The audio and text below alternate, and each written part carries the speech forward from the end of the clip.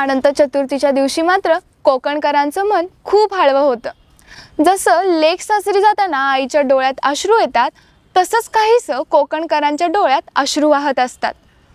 गणपतीची आरती करून झाल्यानंतर गाराणं घालण्याची पद्धत आहे आणि ही गाराणं घालण्याची पद्धत म्हणजेच या कोकणकरांचा सांस्कृतिक ठेवा आहे।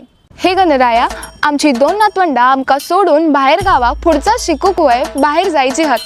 त्यांच्यावर तुझा नीट लक्ष असू दे, त्यांचा नीट लक्ष लागू दे, त्यांची दिवसेंदिवस भरभराट होऊ दे। होय महाराजा।